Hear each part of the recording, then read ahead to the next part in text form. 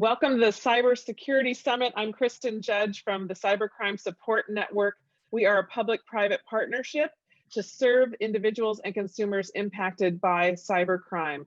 We have a booth along with all these other great companies represented here. I'm so excited to have this conversation, especially during the times we're living in. Insider threats are certainly growing. So we'll get right to the exciting panelists here and have each of them introduce themselves and say where they are coming from. Let's start with Annybell. Hi, everyone. Thank you so much for having me. My name is Annybell, and I work as a security culture manager at Auth0, and we provide authentication and authorization services for developers. And I also lead the Women in Security WhatsApp group in Madrid, Spain. So I'm really happy to join you from Spain. Fantastic. Jack? Hey, my name is Jack Phinney. I'm a systems engineer with Code42. We make the Code42 platform is focused almost exclusively on insider threats. So I'm very happy to be here. And I'm calling in from Minneapolis, Minnesota. All right, Minneapolis is here. Wolf? Hey, hello. Good to be here with you guys. Wolfgang Goerlich. I'm an advisory CISO with Duo Security. Duo Security does secure access. And a lot of my day job, a lot of my focus these days is on zero trust and passwordless. Thank you. Shout out to Ann Arbor companies. And Robert. Hi, everybody. I'm Bob Mechler. I am a strategist with Forcepoint. We are a human-centric cybersecurity company. I spent about 2 years in this role here with Forcepoint. Prior to that, I served as a CISO for Verizon Wireless for about 18 years. Thank you, Bob. I know you're the person who took your spot there. Great person. And Sid. Hi, so I'm Sid. I work as a product evangelist at ManageEngine, which is the enterprise IT management division of Zoho. We have a wide range of IT management tools, including security tools, which is why we are exhibiting some of our tools pertaining to monitoring networks, mitigating insider threats, and that sort of thing. So it's really a broad portfolio that we've got. And I'm joining from Chennai in India. Fantastic. Welcome to have you here. This is the really fantastic thing that I've enjoyed about COVID setups. You know, certainly we don't like COVID at all, but it's been so amazing to be able to have so many speaking engagements with people from all around the world that we probably wouldn't have done if travel had to be part of the equation. So let's get right into our topic. And I'm going to have Bob start on this one for us. Bob, how would you identify potential malicious users before there's an attack and then defend against them? What are some advice you have there?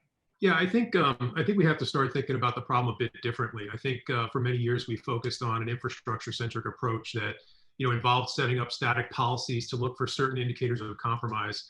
I think we're well beyond that now, to a point where we need to focus really on three things. The first would be to make sure that not only you have visibility into what's happening in your network, but make sure you have meaningful visibility. And what we mean by that is making sure you have the right context around what exactly is happening. The second thing would be, from an analysis standpoint, making sure that you're in a position where you can actually start to evaluate the level of risk associated with that behavior on your network in terms of developing a risk score for the entities that are on your network. And then last but not least, I think, you need to get yourself into a position where you can then take immediate action, based on what you're seeing from a behavior standpoint, instrument controls at the user level, to ensure that you can get ahead of the breach and move left of loss. And I think what's really important is being able to do that at the user level so that you don't impose a lot of friction on the rest of the organization. So I think those are kind of the three things that I see as being able to put you in a position to identify things in advance. Thank you. Wolfgang, did you want to join in on this one? Yeah, absolutely. And another thing to consider too is that so much of what people are accessing and doing are, of course, off-net, are in SaaS apps and everything else. So much of the pockets of risk are now on personal devices. So I think about insider threat and the way we always think about it, which is we need to reduce the blast radius. We need to do role-based access control. We need to do least privilege, and all those things are great, but they happen after we've already decided we're going to trust this person, this connection to this application. So ahead of that, I think it's also imperative that we determine, do we trust this connection? Do we trust how they're behaving, where they're coming from, and prevent any potential risk, prevent the malicious insider or compromised account from using those privileges, from even getting to those systems in the first place. Thank you. And Jack, what do you think about this issue? Well, I mean, I certainly agree with what both Wolf and Bob said. And to add to that, I would maybe think about sort of the human element and the employee lifecycle elements of insider threat. So when you're thinking about malicious actors and the motivations behind what turns them into a malicious actor, oftentimes these are people at sort of inflection points within their careers. So people who have put in notice or are thinking about putting a notice, people who have maybe been passed up for promotion, have been put on a performance improvement plan, and it may even be incoming employees, right, who are incoming with bad intentions, and that's sort of a part of their design. So thinking about things not only from the technical aspect, but from the aspect of what is it within an employee's journey within our company that might lead them to being a malicious actor, and having a process around that, a process around maybe enhanced monitoring for someone who's just been moved to an entirely different position within a company, make sure their access has been cut off, make sure that there's no sort of untoward activity associated with that movement. Thank you. And this question, I'm going to start with Sid, and then we'll go over to Wolfgang. So how do you detect malicious threats once they've occurred, and then what can you do to mitigate them? So I think the most difficult situation would be the ones which are happening in the network, but the security analysts aren't aware that the threat is going on. So this is what we call advanced persistent threats, or APTs, in which the attacker has breached your network. The attacker is inside. It could be an insider threat, and they're carrying out the attack, but somehow, because they have done their research and preparation, they haven't really triggered your maybe correlation rules or your account lockout policies and other security controls you have. And they're essentially lurking in the network, going undetected. So I think those are the threats that we really need to focus on, in terms of these are threats that may be there and they could be doing malicious activity without getting detected. So I think the approach has to change to assuming that you are already breached, assuming that an insider is already, is carrying out malicious activity, and you're essentially hunting for them in what we call threat hunting, right? So you assume that you've been breached, and you're essentially using different tools to sort of uncover these insider threats that have essentially happened but have gone undetected. They are sort of lurking in the network, having circumvented your controls. So I think these threats can be detected. You need a lot of different things, of course, but one key area is having a more robust analytical console. And I know Bob started on this about having context into what's going on, and having the kind of techniques like machine learning, which can help you detect unusual behaviors, and sort of help you probe into these threats that are essentially there, that normally might take days, weeks, or even months to uncover. But you as a security analyst have to be a little more proactive and sort of constantly hunt for these kinds of behaviors in order to uncover these threats that are already on the way. Thank you. Wolfgang, what are your thoughts on this question? First off, I really what you said there, right? Assume breach, assume compromise. That's the starting point. Such a powerful way of thinking about security. In addition, we need to not overlook those rules and those correlations. Some of the work that's been done with, say, the attack MITRE framework, I got that backwards, the MITRE attack framework, has been really good about identifying what the common tools, tactics, and procedures are, and guiding us to putting in some really good alerting and defensive mechanisms. There's still a gap there, though, right? Because as they say, a sufficiently advanced attacker is indistinguishable from an inside user. So I also think the advanced use of machine learning, very specific, very purpose-built machine learning. I'm not talking about Terminators. I'm not talking about Rosies. I am talking about Roombas. To try and close some of that residual gap is also important. Looking for odd patterns of behavior and surfacing those. Great, and then what we do you. about it. Yeah, sorry. No problem. One you real go quick for it. thing. What we can do about it, I think, is if we're requiring authentication and validation in every request, the action there is let's de-authenticate, let's segment, let's separate that request until we can investigate it further. Thank you so much. Okay, this next question, we're going to start with Jack. Jack, tell us, how do you identify areas where the unintentional insider threat may occur, and then prevent the human beings there from causing a breach? Yeah, this is kind of what I think about as insider risk versus insider threats.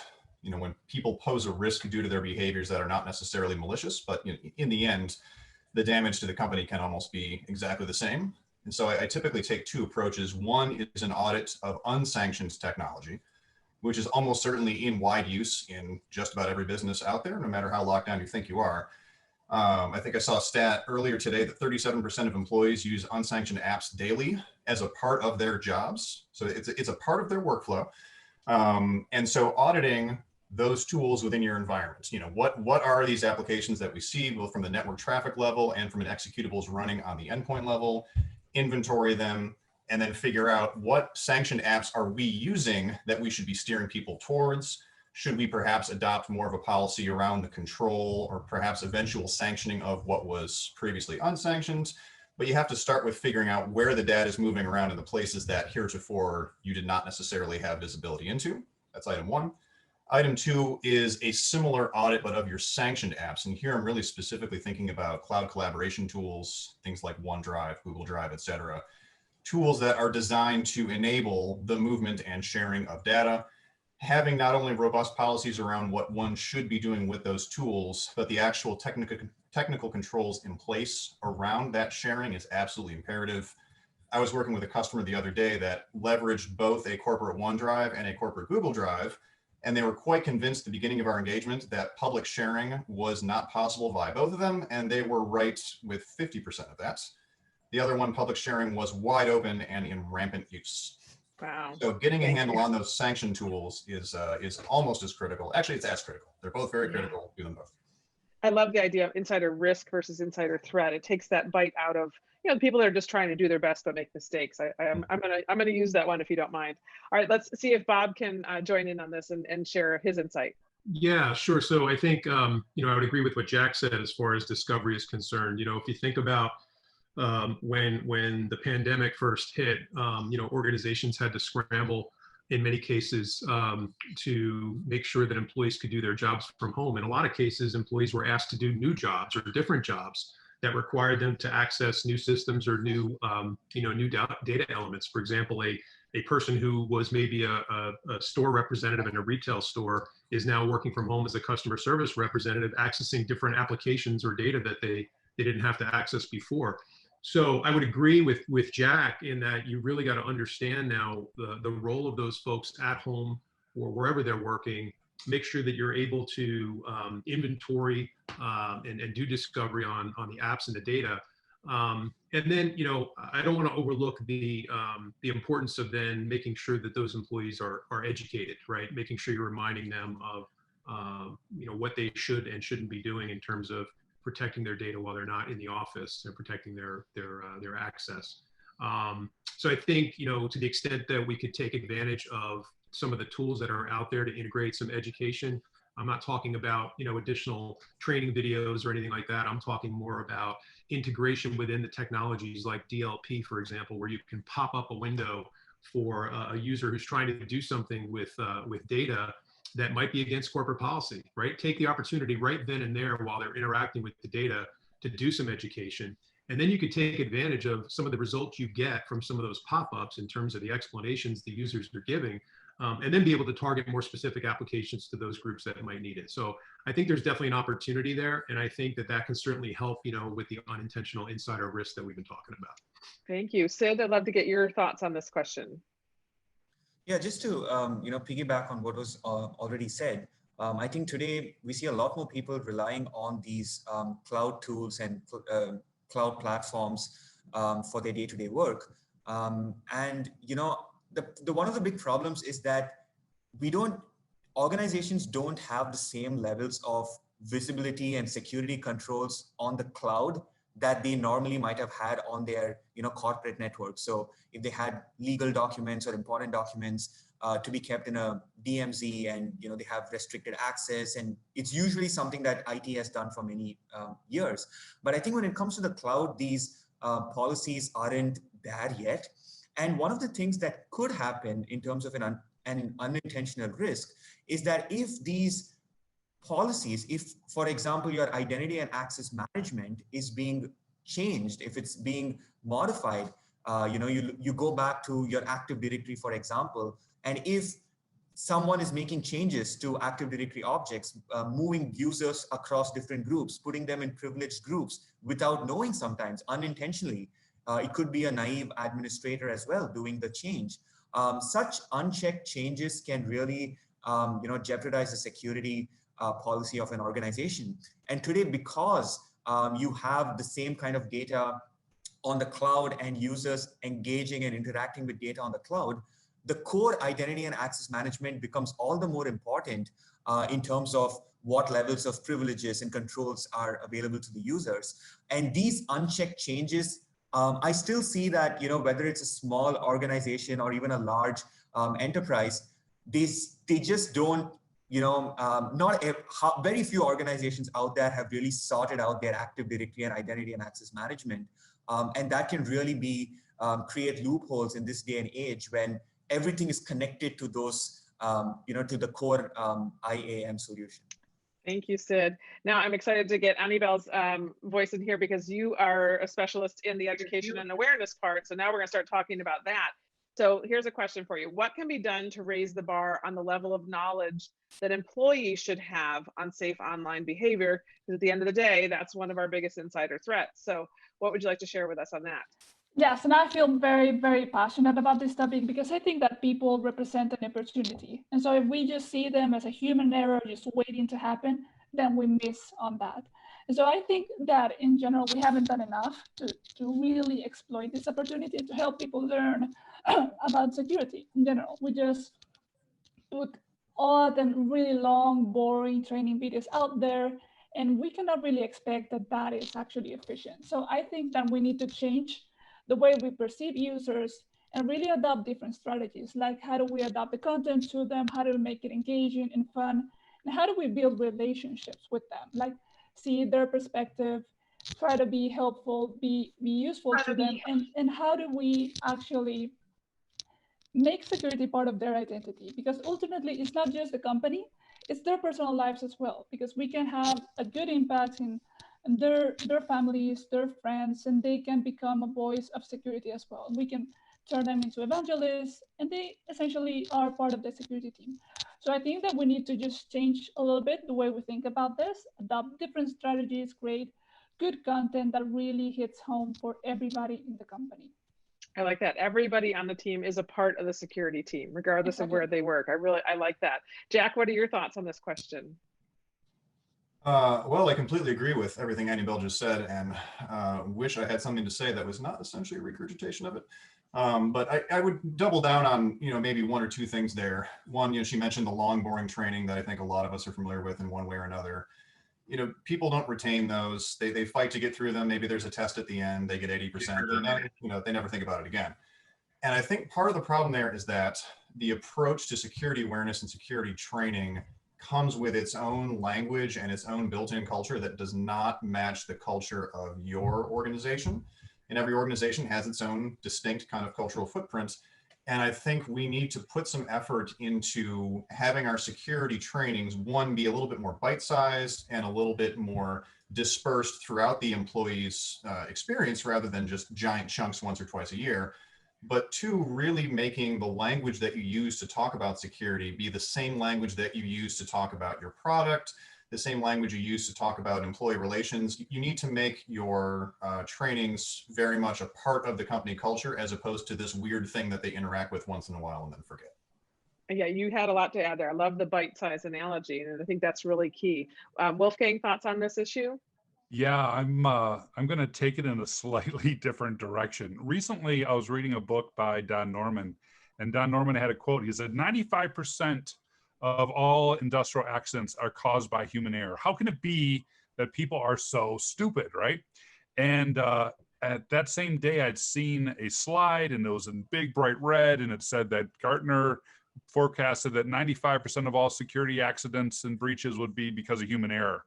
And so I'm reading this book. I'm like, yes, thank you. Don Norman is going to tell us the answer. And I flip the page and he goes, they're not. It's a design problem. It's our problem. And that really hit me. I'm like, don't tell me it's my problem. I've been doing education. I've been doing training. I've been talking about how important it is for users. So I think everything we just heard is true. But I also think as security leaders, we have a duty, an obligation to really think through the experiences we're creating for our users and to find ways to make the secure option, the easy option, the effective option. I think at the end of the day, security awareness has to be paired up with easily adoptable security tools. Thank you. And build it in. I'm starting a hashtag require2FA, because I think, you know, we know how secure email can be if you use multi-factor. Then why isn't it just built in? It's time. Like, I think the public is ready for that little extra friction like they have with their banks. Let's get on. I'm also a big fan of Duo, so authentication is near and dear to my heart. So what capacity, this question is for Bob, what capability is required to adequately protect an organization's data as we look over the next several years? I think there are two things that come to mind for this one. One is, as we think about risk, it's not something that's static, right? A lot of our traditional approaches to the security problem in the past has been, and I know I said this before, setting up policies, say, you know, at any given time and expecting those policies to continue to be valid over an extended period of time. But the problem is the risk doesn't stay the same. Risk changes, it floats on a continuum. So I think we've got to think more in terms of a risk adaptive approach from a capability standpoint, and being able to ratchet up or down the level of controls that we put in place in real time associated with that level of risk. And I think, again, doing it down at the user level is the way that you can be most effective in doing that. The second piece, I think, is, you know, with more and more people working remotely, and that, you know, being the way of the future here as we look ahead, I think organizations need to look at more of a platform type of capability that doesn't require users to be backhauled to the data center in order to consume security services. So this panel may have heard of the term SASE before. It's a Gartner term that stands for Secure Access Service Edge. And, you know, what that is the combination of network and security services together that are consumable from a SaaS model perspective, so that organizations can take advantage of security services that essentially follow the users, follow the applications, and follow the data regardless of where they are. So I think that's another capability that organizations need to really think long and hard about as they look at their strategy over the next couple of years. Thank you. Jack, I'm going to send this question over to you. How do you suggest companies start an insider threat program if they don't already have one? Well, first you need to realize that it's a problem, which is actually kind of a struggle for a lot of the companies that I have encountered of late. I mean, the vast majority of the security spend is towards defending the castle from attackers on the outside, but the vast majority of data breaches come from within. So step one is certainly acknowledging the problem, but assuming that you have done that and you're on the journey to developing an insider threat program, I think the first and most important step is convening the right stakeholders. Security, obviously, security is driving it, but HR really needs to be involved from the entire employee lifecycle management piece, what I was referring to earlier. Legal, of course, needs to be involved, and then IT as well, at the very least. And then depending on the size and complexity of the organization, you may also need buy-in from the director level of your various departments, so that you know from a department level how, you know, different policies and procedures might be interpreted, might be executed. So really convening the stakeholders as step one and making sure everyone acknowledges the importance of the program and everyone is buying into it is really key. From there, I would go to, you have to know what data is valuable and who has it. And of course, all data is valuable in one way or another, but really triaging the hierarchy, if you will, of the data within the company, the different types of IP, your sales lists, your salary lists, you know, your forecasts, your marketing materials, all that stuff. It's all valuable in one way or another. We need to identify that and figure out who has it. And then once we've got that, defining policies around the access and acceptable use of the data and the company's assets. So once we've got all those things in place, then we're in a position to say what tools exist in the market that are going to address the program that we have outlined for protecting against insider threat. Put more simply, don't start with the tools and then design a program to fit the stuff that you just bought. Design the program first and then go shopping. Identify is the #1 step in the security framework for a reason, right? Identify what you've got, where it is, the importance. Thanks, Jack. Annybell, I'm going to bring this one to you now. You know, security education, we're just talking about it a little bit. Sometimes it can just be a checkbox per employee. So that's the way some companies do it. But do you have any ideas on how we can really engage the teams to care about it? Yeah, so I think that in general we have two different problems. So sometimes in companies we have security engineers who are the ones who run this program as a part-time thing. So they get vendors and there's no one really that owns this. So I think that on one side, companies need to start to realize that this represents something to invest in. It's an opportunity we can take. So first, having a full-time employee that actually manages and owns this. And this person knows more about influence, about marketing and soft skills, communication, because it's a whole different world that really is using this aspect. So once we have this, then the other thing we can do is ultimately try to tailor the content to each org, because we shouldn't be talking to everybody the same way. And we can make all the training shorter and make it more fun and more engaging. So something that we try to do is also try to break the norm, because security can be really fun and engaging, and teach people, for instance, how do you write a phishing email instead of doing the same thing, like how to detect the red flags, how to involve them, how to make them feel part of the security team, which is ultimately what I think they should be. And then tell them like what's in it for them, because security is no longer something that's just for your job. It's important for your personal life. It's important for your professional life as well. So if we help people see that this matters and why you should do this, I think it will help people connect the dots and better help the company as well. Yeah, it can't just be about their work. It has to tie, and then good cyber hygiene is good whether you're at work or at home. Exactly. So that's, yeah, great. Sid, I'm going to start this question with you now. We're in the middle of a worldwide pandemic.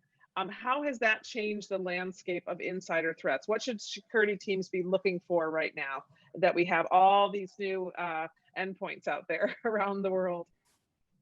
Yeah, and it's not just the endpoints, but I think it's also, as it's been brought up in this panel so far, it's also a bunch of different new applications, new cloud services that suddenly everyone has access to. And if anything, I think the pandemic has really reiterated to security teams about the dangers of insider threats, and that you need to pretty much have a dedicated program to just be watching out for these threats. So I think in particular, what has happened is access controls have really gone all over the place, in the sense that in a lot of the security teams, because this was pretty much an unplanned event, and there was not a proper change management that happened as teams went, employees went remote. I think what essentially has happened is that the attack surface has increased, and it's become easier now for an attack to be carried out. And of course, you have COVID-themed or pandemic-themed attacks itself, like ransomware attacks and phishing campaigns and that sort of thing. And with a larger attack surface, poor access controls, and new types of attacks itself, has really made insiders of organizations at the forefront when it comes to cybersecurity. So I think the challenge is really about looking at ways, as we've already been talking about, looking at ways to unearth some of these threats that may already be underway. It's always, and prevention is better than cure, but oftentimes I think, despite best efforts, crazy things happen, like the pandemic, and suddenly the entire infrastructure is overhauled. And at this point, it would be wise to look at various kinds of layers of security, where you have things that are watching out for threats that may have bypassed your traditional controls, and you have the techniques, the processes, and the people who are watching out for things that might have bypassed your security controls, and those could be insider threats. Yeah, thank you. Jack, did you want to talk a little bit about how the COVID pandemic has impacted this issue? Sure. Yeah. As Bob said earlier, the traditional perimeter-based security approach is dead. It's been dying for a while, but COVID really just put the final nail in that coffin. And something that I've been approaching with many of the companies that I've been working with is, first and foremost, auditing the tools and the controls that are based on some form of perimeter-based technology, something that only works on-prem. Identify what those are first and start planning immediately to replace them with some SaaS-based tool that accomplishes the same goal. Because I just don't think that we're ever really going to go back to a world where you can finally get all of your employees back again inside the castle. So understanding which of your technologies are the most vulnerable now in this mass work from home era and working very fast to replace them, I think is a number one. Number two, when you think about insider risk, particularly, but also insider threat, you know, we're looking at, in this world of increased collaboration and everyone's all over the place, a more blocking centric approach seems to be a lot less effective. And so thinking about things, especially for collaboration heavy businesses that are really rich in IP, adjusting from identify, block, prevent to visibility, alerting, and response seems to be much more effective in today's reality. Thank you. Thank you so much. So it is October. It used to be called National Cybersecurity Awareness Month. Now it is just Cybersecurity Awareness Month.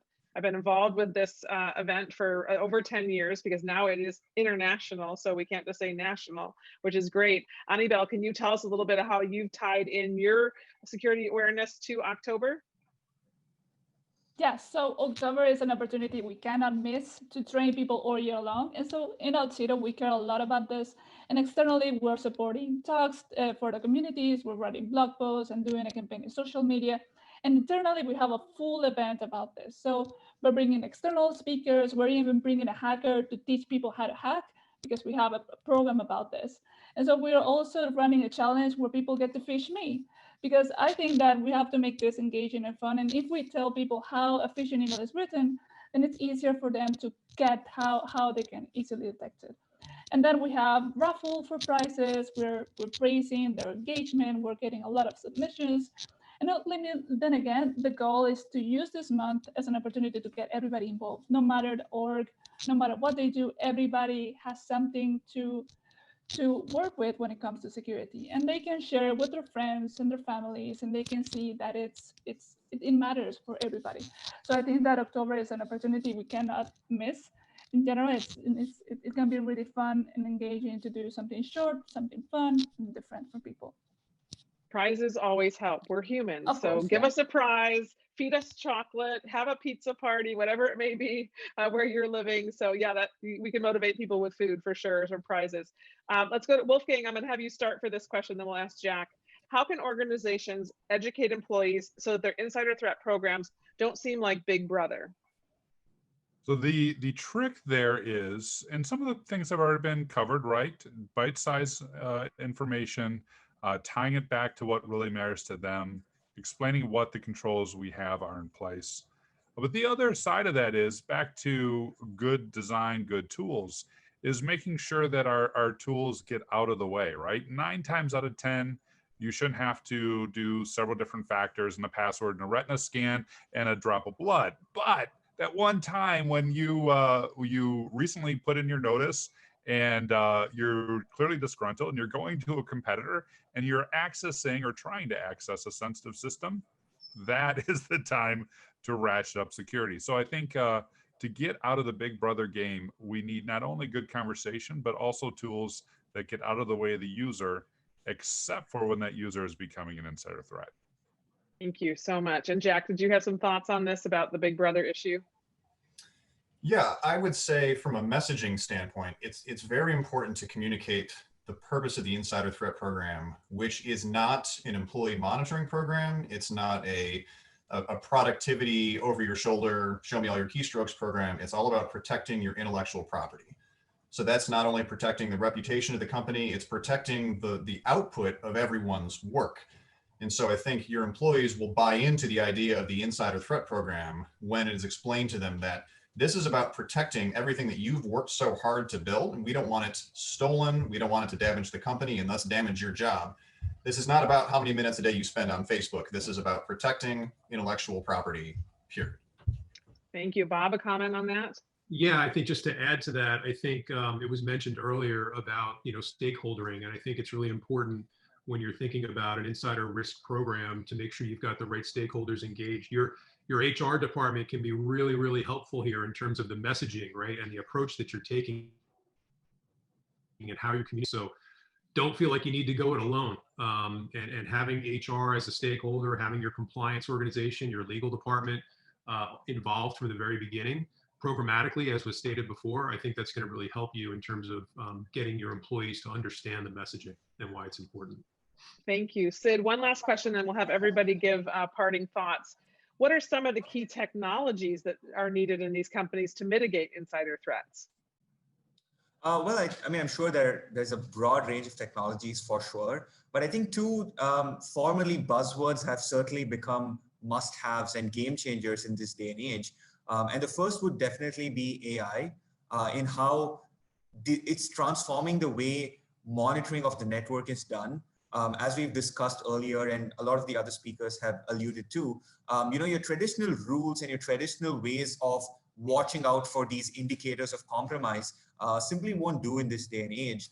And today you can use techniques like machine learning to really be able to see things that you may have missed otherwise. So you have this whole new level of visibility into what's going on in the network. You are able to watch out for behaviors, which are now the telltale signs of a potential attack, rather than watching out, for just a specific event and then thinking that, oh, that event hasn't happened, so I'm all good. But in reality, it's not all good, because the threat actor knows that you have these rules and is doing everything they can to not set off those alarms. And that is where I think AI and machine learning based analytics can really be the game changer. Great point. Yeah, that's a great point. And so now what we're going to do, I want to first of all remind everybody who's watching that everybody that's listed here has a booth. So please take the time to go to the booth, because there's never enough time to get everything out that we want to keep talking about. So visit our booths and connect with us again. But now I'm going to just go around the room here and have each person give their last parting thought on what would you want to leave the audience with when it comes to insider threat. And we'll start with Annybell. I think that people represent an opportunity as well. And so, yes, in this case, when it comes to insider threat, we have to have all the controls in place, but people also represent an opportunity. And if we build the right relationships and the right training, then they can become an asset to the company. So it's about making our perspective a lot larger and using this opportunity. Like that. Thank you. Jack, how about you? Similarly, insider threat and insider risk are both human problems, and so you need to think about them like a human, not only from the standpoint of how do we mitigate the risk and how do we stop the threat, but also how do we communicate about our program and get buy-in from the employees to bolster that program. Thank you. Wolfgang? To have people on board, to have people engaged, they have to have a level of trust and have a good level of relationship with security. And so I would encourage everyone, in addition to some of the great comments we've had today, to be very thoughtful of the security tools we use, be very thoughtful of the friction we introduce and the things we ask, and really only get in the way of the user when they do cross that threshold from a normal folk to a potential adversary. Yeah, you don't want to be the department of no. I mean, that's really important for security teams. Great. Thank you, Bob. Three things: risk adaptive, risk adaptive, risk adaptive, right? I can't say that enough. Understanding what's going on in the environment, the behavior as users interact with the data, and then being able to, as we said, ratchet the controls up or down depending on the level of risk, I think is extremely important as we move forward. I think the static approaches, albeit not completely dead, some of them are necessary, but I think we got to start thinking differently and relying more on behavior and behavioral analytics to help us make those real-time risk decisions. So let's be risk adaptive. Great, thank you. We got the point. Sid? Yeah, just three quick things to conclude. I think it's quite clear that insider threats are a theme of our time, and it's something that organizations must have the right people, processes, and technologies to deal with. The second is that the pandemic has certainly brought this at the forefront and has created a whole new set of challenges for organizations to sort of handle these insider threats. And finally, in terms of solutions, it's probably a good time to start adopting some of these new age technologies. AI and automation and all of this has been jargon that's often touted. Has been touted for many years, but I think today we are seeing practical applications of these technologies, and security teams must really look at bolstering their existing monitoring mechanisms. Yeah, thank you. And it's been such a pleasure to talk to all of you. I'm always learning from these panels. Thank you to the Cybersecurity Summit. And please, audience, go visit our booths, and we'd love to keep engaging with you. Thank you, everybody, for a great discussion. Thank you. Thank you, Kristin. Appreciate it.